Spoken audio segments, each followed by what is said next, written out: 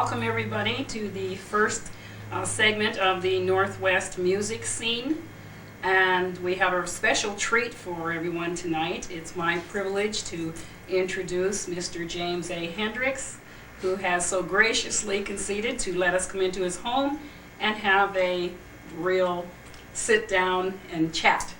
So we will get on with Mr. Hendrix's interview. We have some artists that are well known in the Pacific Northwest.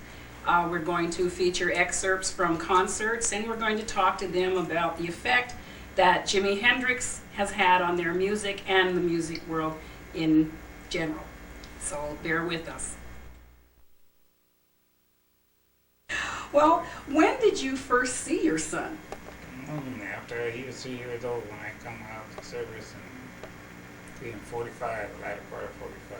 So he was 3 years old. Yeah. And excuse me, I don't mean to really pry into your personal life, but would you mind explaining just what you had to go through in order to see your son for the first time? Well, come home, there was a lady who was taking care of him down there in Berkeley, California. Uh-huh. I forget her name now. I know I have her name in some of my little notes. Uh-huh. But yeah, when I came back, that's the first thing I wanted to do was just go down and get him, which I did. Well, I did run up to Vancouver to see my mother, Uh-huh.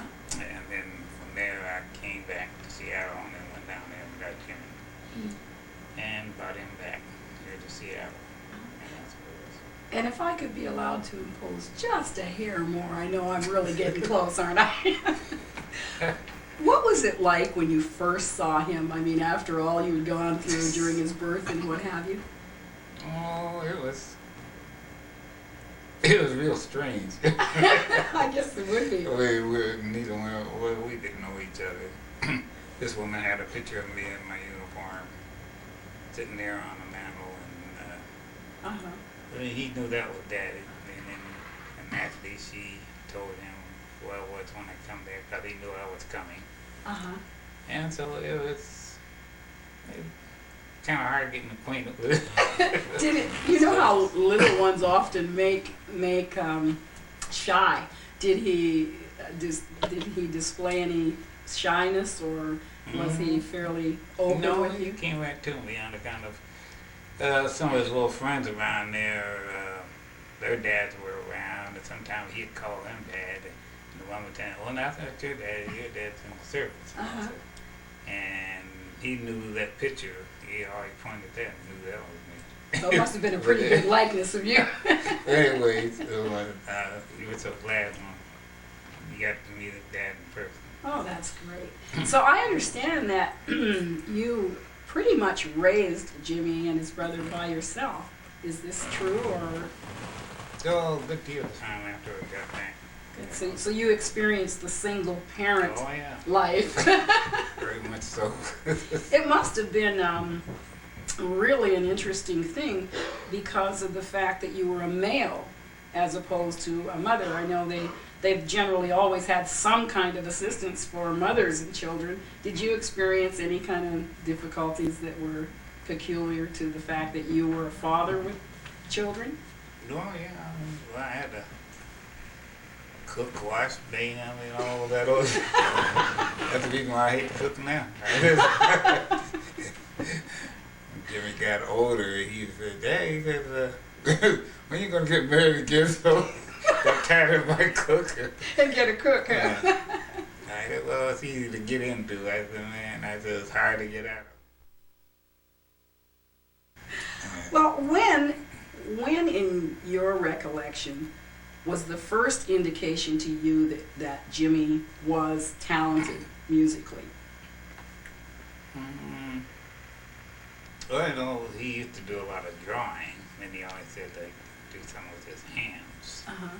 And of course, when they got him his first guitar, well, I thought it was kind of nice for him to have something around that he could play and be interested in, because I like the music.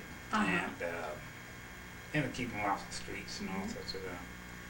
And after I saw where he got right into it, then I First guitar I got from him was just a beat up old acoustic for $5. I bought it from a friend. His name was James also. That I've always wondered about, and a couple of people had asked me too. How did you come to realize that he actually had an album out and it was really being accepted as a great piece of music? Did he call you and tell you, or did someone else tell you, hey, they're playing your son's music, or how did that come about? Oh, I've heard about him. Well, when he went to England, Charles Chandler, he's the one that had him to go over there to England and build a group around him. And Jimmy just said, okay, he went over there with Chandler, and I think Chandler used to belong to the Animal or something. Anyways, when Jimmy got over there, well, he called me and told me about he's in England. He said, it looked like I'm on my way to the big time. He said, right now, he said, I'm auditioning for a bass player and a drummer. And that's where Mitch and Noel came in. And he said he's going to call his group the Jimi Hendrix Experience. And he's going to spell his name Jimi. I see. Checking that with Dad, huh? And so he said he was going to do this and do that for me. And I told him at that time, I was in the process of buying a home right then. I was living out in Queen Anne at that time. And I was doing okay in my gardening business. And I told him, I said, well, you just keep your nose clean. I said, I'm doing okay. Did you really have any idea that at that point that he would become as great as he did become and is? No, I mean, even after he became that great, I mean, I still couldn't believe it. Just, it was kind of just flipped my mind. I guess you're sort of in this state of semi-shock for a long time. Yeah, well, I just kind of simmered along with it, because shortly after that, well, then, well, I didn't buy these magazines, but some of the kids that got these little small magazines, music magazines, they'd have all about different up-and-coming new entertainers and that, and they had about Jimmy in there in London, called him Wild Man of Borneo. And Wild Man of Borneo? Yeah, because at that time, that's when they were wearing the afros and the big hairdo. Anyways, I know one girl saw his picture in that magazine. She gave it to him. She said she thought it was me at first. She said, what the hell doing dressed like that? And then she thought it was you at first. And it went on saying about the sensation he was over there in London and I said, well,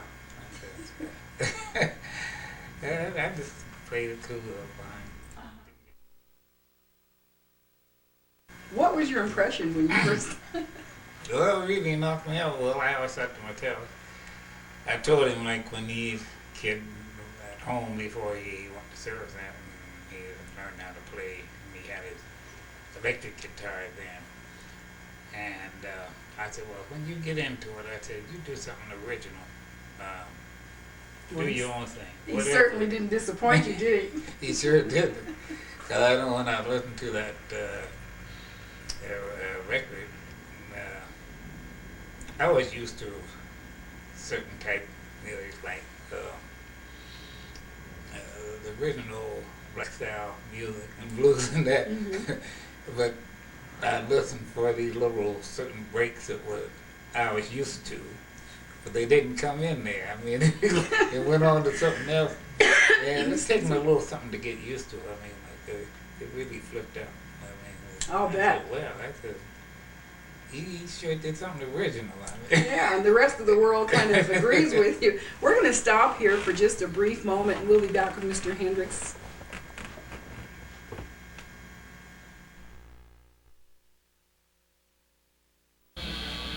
One, 2, 3.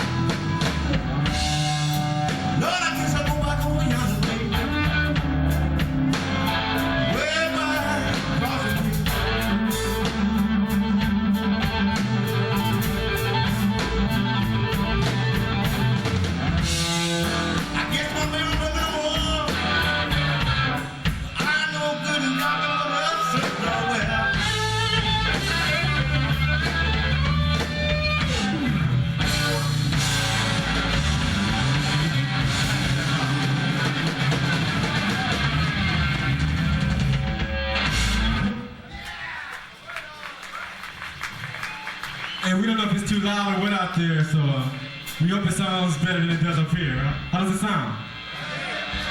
Sounds what? Good. Okay.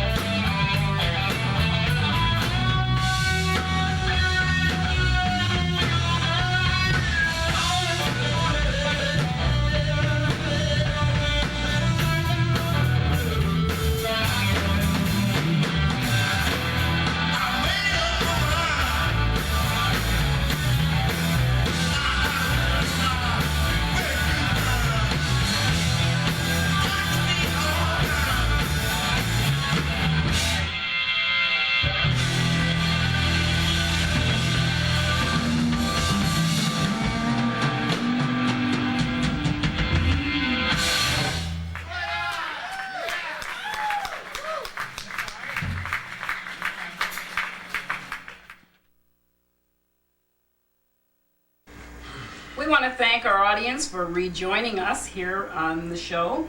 We're going to have a little more with Mr. Hendrix shortly, but here we have with us a group I believe is called the Gypsy Boys. Yep, Gypsy Boys. Gypsy Boys.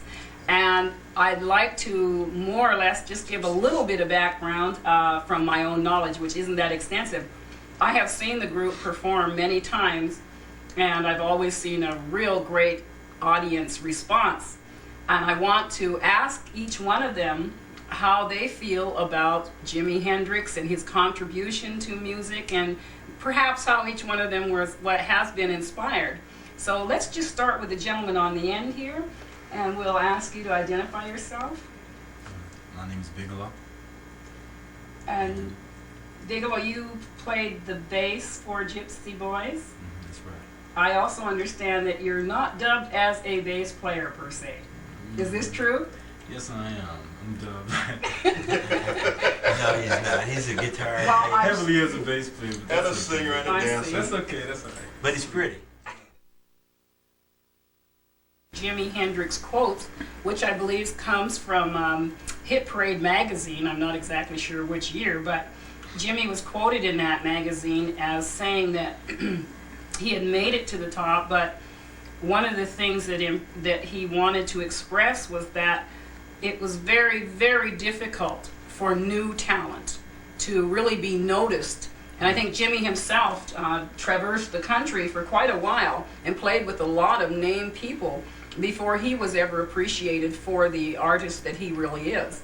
And that's one of the reasons that Northwest Music Scene is going to be bringing not only this show, but in subsequent shows, a lot of different artists, and give them exposure to you, the audience, and be aware that there is up and coming new talent. I'd like to move, I'll be back to you, Bigelow. I'd like to move here to your name, sir? Jeff Robinson. Jeff Robinson. But I stuck Jimmy on the front of that. I see. Did you do that, or did your fans do that? He did that. He did that. It was interesting. I happened to be in the company of Mr. Robinson the other day, and a little boy was on his bicycle. He saw Mr. Robinson get out of a car, and he said, "You dress like Jimi Hendrix." and I was kind of impressed, because there are a lot of, especially black children, that are only now hearing of Jimi Hendrix. And I'm really happy, for one, that Jimmy has received all the acclaim that he very well deserves. So we're going to move along here with Mr. Robinson. Would you like to tell me, you do look like Jimi Hendrix in your dress and what have you. Would you kind of explain to me what his influence has been on you and your music? Well, my opinion of Jimmy is, if there wasn't Jimmy, there wouldn't be a lot of what's happening now. It's like Jimmy was ahead of his time. Jimmy was an innovator. He was somebody that's never going to die. I think that's true. You know, I mean, that's the truth. It's been, what, 22 years now? And he's just as much alive today as he was back then. And, yeah, exactly, more so alive. And, I mean, there are no words to give to Jimmy other than the words that the Bible uses, Messiah or something like that. You know? Musical Messiah. Exactly. You know what I mean? He opened the door for cats. Okay. He opened the door. And that's broke it interesting. I want to elaborate on that in just a few moments, but I'd like to move right now to the gentleman here directly on my right. And you look like a drummer. I hear you are. Yeah, I'm a drummer. I be slamming. And your name? My name is Ron Bryant. Ron Bryant. And would you like to comment more or less on the same type of questions that I've asked the other two gentlemen? Well, you know, these guys, I mean, I don't see where I could add too much to what they've said, but my opinion of Jimmy, he is a great artist, an innovator, just like Jeff said. His guitar style, people are still copying it today.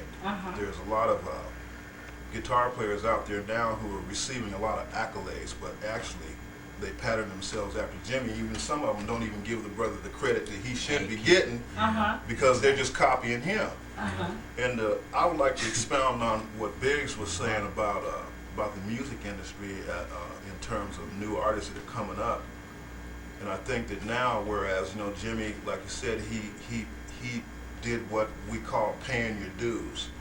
Being out there in the mix, you know, sweating and bleeding, trying to get some recognition. And whereas today, where the music business has become even more commercial, I think more so than ever before, to where you've got these manufactured groups where producers are manufacturing groups because there's a certain market out there where they know that these people are going to be out there spending their money buying this stuff.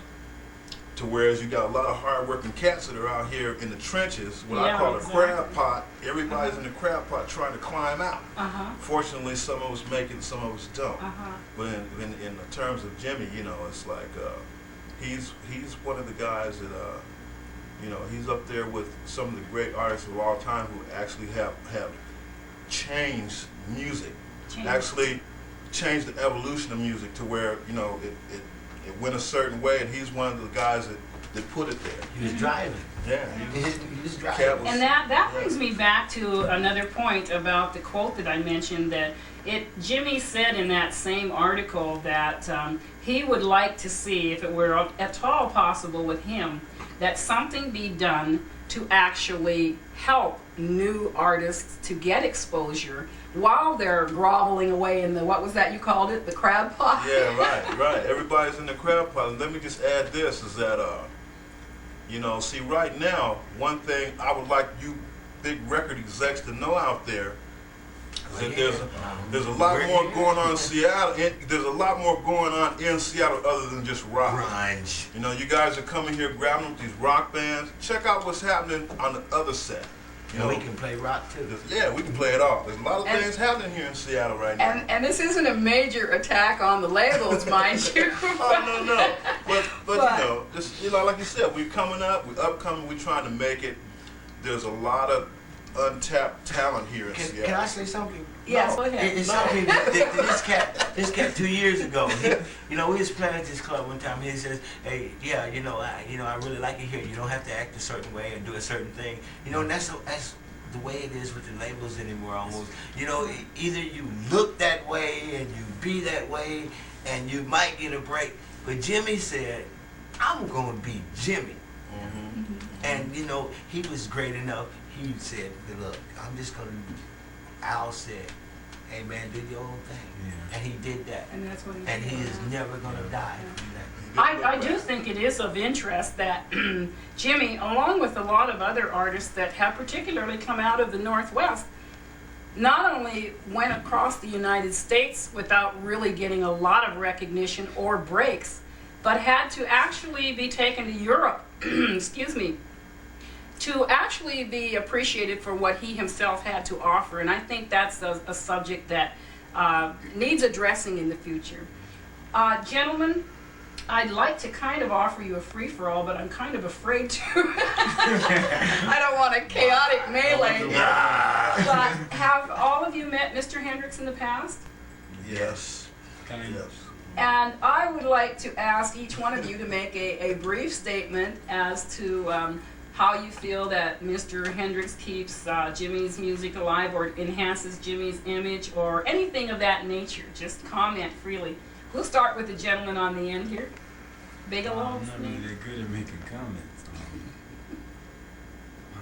I don't know. I'd have to talk to Al, find out, you know, what he thinks about the music that's around here, if any of it seems to be worth promoting.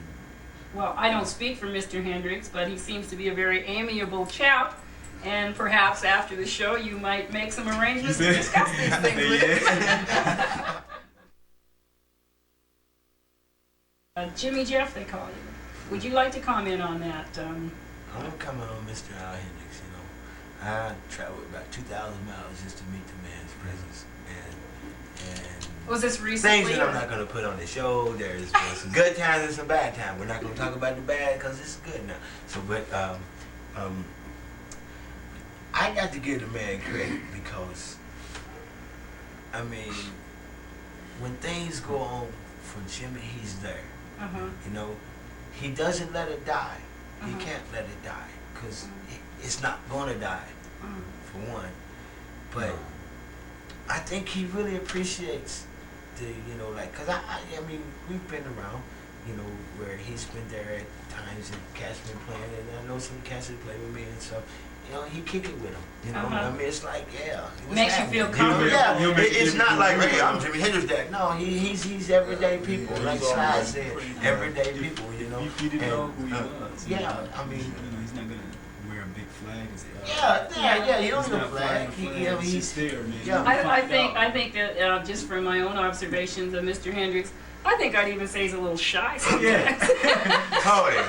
Oh, wait. What? Stop. If you heard him sing, I may make some comments about some rumors that have been spread about Mr. Hendrix later, but and his musical expertise. But is there anything that I haven't asked that you gentlemen would like to contribute? I didn't get to comment on Mr. Oh, excuse me.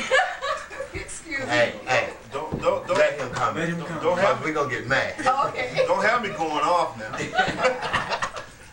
No, I just like to say that I really don't know Mr. Hendrix that well personally, but the contact that I have had with him, I know I left my bass drum case at his house for a year, and he didn't throw it away or anything. You know, and I call out, I say, Al, I said, yeah, this is Ron. I'm coming to get my bass drum case. He said, okay, come on by. There were a few rumors about him disposing of your case. Well, you I know, believe. it took me a year to finally go get it, but it was cool. It was all in one piece, and you know, but the contact that I have had with him, he seems like a real warm, nice guy. And I have to agree with Jeff that he's a real low key. You know, a lot of people don't even less. But see, I've been knowing Mr. Hendrix for years and years when I was a little kid, because he used to, when he had his gardening business, he used to do landscaping on some people's homes that lived next door to my parents. I used to see him all the time, and he's a nice guy, and I just think that my own personal view would be this: is that see, I have a son, and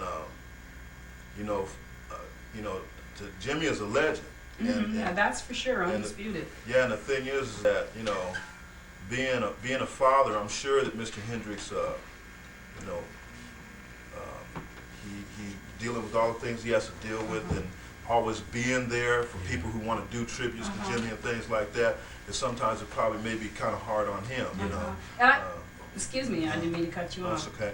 And so yeah, my observation of him is he's just as great as his son, you know. Exactly. I mean, when you get to know him. Exactly, I go for Would you gentlemen like to give Mr. Hendrix a hand? Yeah. In the key of B.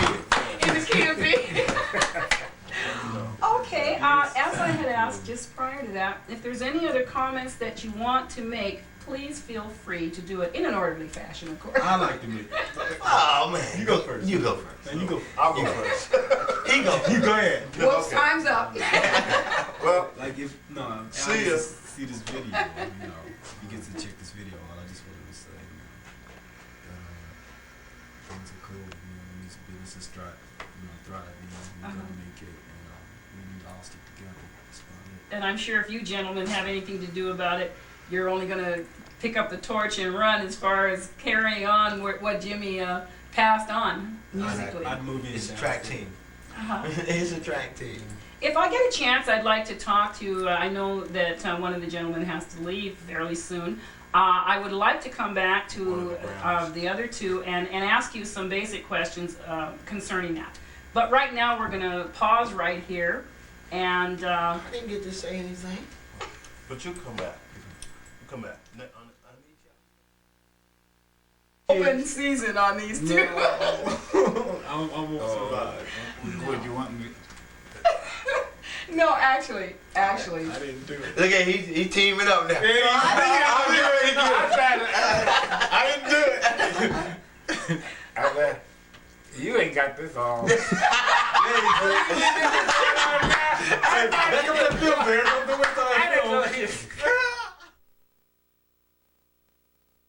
Well, the drummer had to leave, but we have Mr. Hendrix with us again, and we really appreciate you filling in. He's gonna play drums tonight. Oh, he is.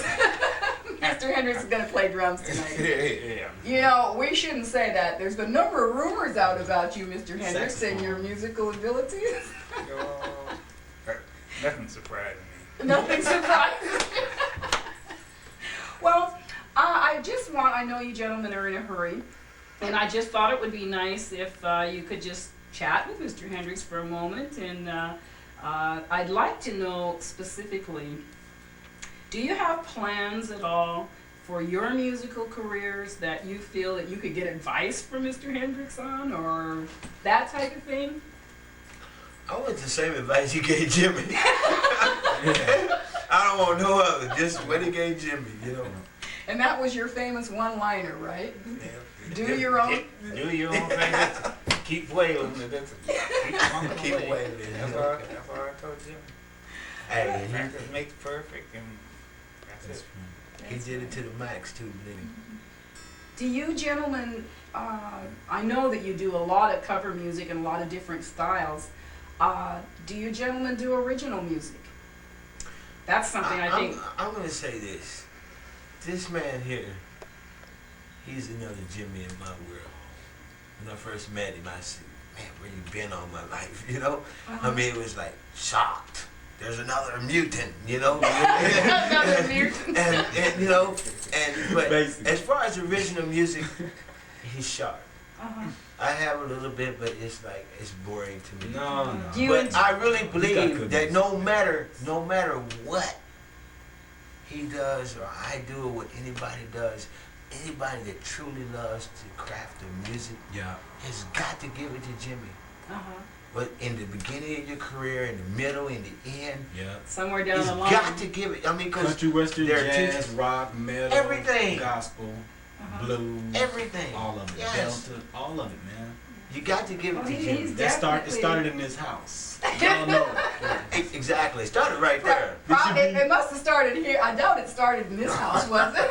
Yeah, you know, the Well, house of Hendrix. In his loins. I don't know if the camera people can see any of the background here at Mr. Hendrix's, but we have am I correct in saying that these are only a few of the gold records that Jimmy has? No, these are 5 and I have 2 other ones that Mhm. have. Two more gold records. Yeah. I- And there's still a lot of, most of these all become, what do you call them, platinum. Platinum. Yeah, Great. man. Of course, they don't do things of that sort so much now. They Uh-huh. usually have one of those, what's it, one of the deal they have. Uh-huh. And Mr. Hendrix, I understand you went to New York just recently, and there was a Grammy Award. Well, the Grammy Award deal, that was, I didn't go for that, but I went for the Rock and Roll Hall of Fame. The Rock and Roll Hall of Fame. So, I suppose that was very impressive. Oh yeah, it was something else. I want to talk to you about that a little later. Well, these two gentlemen here, I wanted to throw you the free-for-all, and we have a couple of more seconds here. Is there anything that you'd like to say? And I like his hair.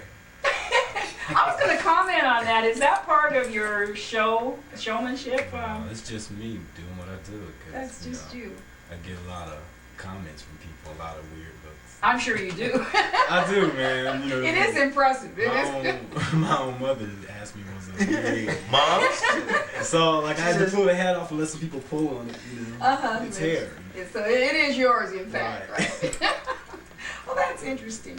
I'd like to make a comment on giving it up where it really started with me, giving it up to God, you know, and thanking God for, because I lived through some hard times, which you'll probably hear about in time, but, and giving me another chance on life and showing me the real light. And I thank Jimmy for letting me understand that he was everything that he was really trying to say back then, when America was just really torn. In turmoil, yeah. And he spoke the truth, and they just didn't want to hear it. And now, 22 years later, everybody is trying to get more of it, And I want to thank this character here. You're not a brother, you're a character, I'm a spirit. because I looked for him since I was like 13, and I didn't find him till I was. I'm not going to expose my age, but I didn't find him till then. And thanks, man. Amen. Sorry. Good. And there's one final question I'd like to direct to you. You mentioned earlier that you had come some 2,000 miles to meet Mr. Hendrix. Would you like to comment on that just briefly? Yeah, I was playing in Minneapolis, and I met a guy named Buzzy Linhart. You know Buzzy? No. But he's in every Jimmy book, and you know he did Vibes on the Cry Love album with Jimmy, and it's on that album right there. Yeah. But I met Buzzy and I started playing with Buzzy, and he called me AJ, almost Jimmy, you know. Almost Jimmy. You know, they call me AJ Chicken Legs, which I would not show. but it was, you know, he was like, man, you know, and since I was 13 years old, you know, I looked at everything I could get on Jimmy. The one that he was sitting on the stool playing the acoustic guitar, and I seen Al there, you know, and I was like, man, you know, it's the closest thing to Jimmy, and that's really why I came here. You know, honestly, that's why I came to Seattle, and it was a calling almost. It was like, you know. That's interesting. How long ago was that? 86. 86. 87. 87. 5 years. Yeah, 5 years. And I remember the first time I met him. You know, I don't know if you remember this, but it was at the Cotton Club. And when you walked in, the Cotton Club here in Seattle. Exactly. When you walked in, it was like, who is that guy? And, you know, my mind was really kind of messed up, you know, but when we started playing, I found out who it was, man. It was... And that wasn't... I could have died the next day and been cool, you know what I'm saying? If I recall, I think you almost did, but that was...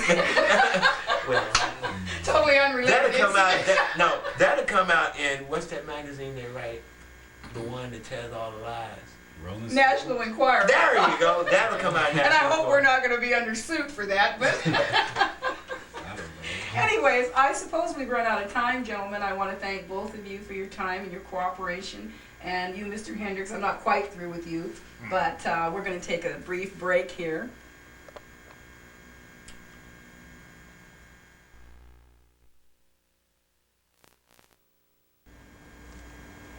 Well, here we are again, just you and I. It's kind of peaceful now.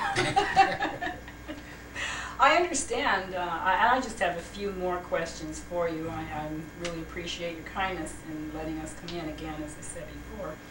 I understand that you frequently attend different shows for various musicians, what have you, and you have quite a good name for being real amiable in that respect. Do you feel any way obligated sometimes to go to these shows when musicians invite you, or do you just do it because you like it, or how do you feel about it? I enjoy music, and who knows? I mean, I just like to go and listen to them, see, give them a little inspiration. I feel like if by me watching them kind of boost their ego or whatever, if that helps them, then you're willing and there for them. At least I can just be there and listen to them. I think that's very commendable. It really is, because I have had occasion to talk to other persons that are in similar situations to yours, and they prefer a lot of times to keep a lot of distance between, shall we say, fans and themselves. But you have a particularly nice reputation as being an all-around great guy, ordinary fellow. I mean, neighborhood bar owners laud your presence, and you just seem to be the same Al Hendrix, I suppose, that you were before there ever was such a thing as a claim for Jimi Hendrix. And I was been saying, I told Jimmy, don't get swell headed, just be yourself. Just do. Don't get big headed. Yeah, Although I don't know that much about Jimmy as a person. He seems rather flamboyant on stage. However, I have seen footage of him off stage, and he seems to exude an aura of shyness to a degree. Would you say that that's an accurate description, that he was somewhat shy? Or how would you describe him as your son, as opposed to Jimi Hendrix, the Jimi Hendrix? Oh yeah, he looks shy in his way. Of course, that flamboyant way on stage, that was kind of a way of just bursting out and kind of overflowing the shyness.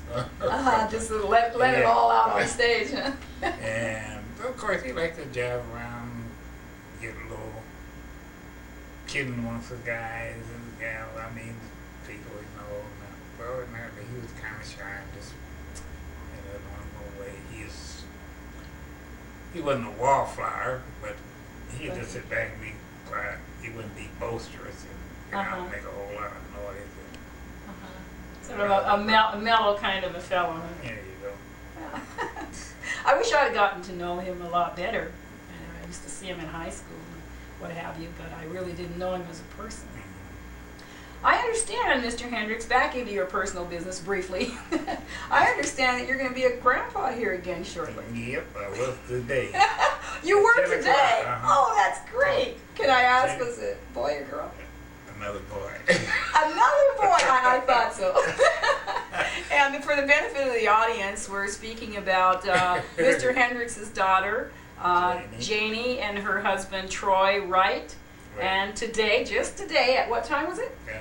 Around approximately 10 o'clock a.m. 10 a.m. they added to their already existed troupe of 3 young fellows, 1 more fellow, right? That means they have to try again for that girl. Oh, this is a girl. That's it, right? Troy said, Janie said, she don't do girls. She don't do girls. Well, congratulations to them anyways. This is an eventful day. I really enjoyed chatting with you.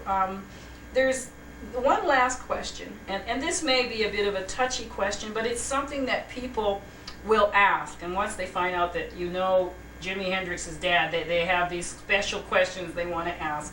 And I just wanted to ask you, it must have been very, very difficult for you as a parent, as it would be for any parent, to lose a child. And the circumstances surrounding the loss of your son, where he had so many fans and so many people earthwide that just refused to let him be gone, has it made the grieving process for him continuous, or have you in some way been able to resolve the fact that he is in fact gone, but he will always be here? Yeah, you placed it very well. Like, I can stand to talk for a while, because not a day go by that I don't think about it. Naturally. And just him being remembered, so it really makes me feel good. Makes you feel good. Yeah.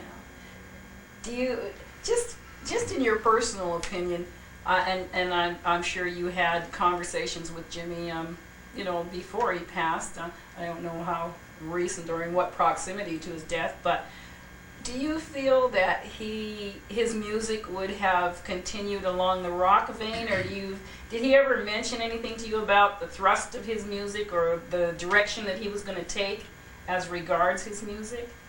Well, he had said the last time he was here, and he was going to go into something different. He doesn't know exactly what it was going to be himself at that time, but he said, I was sure that whatever it was going to be something extraordinary. It was going to be extraordinary. Well, if the thrust he took in the first place was any indication, I think we've missed out on a great deal with his death. But hopefully his inspiration and the effect that he's had on musicians and in every type of style of music, he will continue to be expressed just from their love and admiration and their abilities and giving him what I feel is his proper due. And I certainly feel that you are deserving of great honor. And I don't think there's anyone in the music industry, period, that would not agree with me. And again, I want to thank you very much for allowing us into your home. And we hope that we haven't laid a track record that we can't come back today. It's been fun, and thank you very much. And we're going to turn the program back over to the network.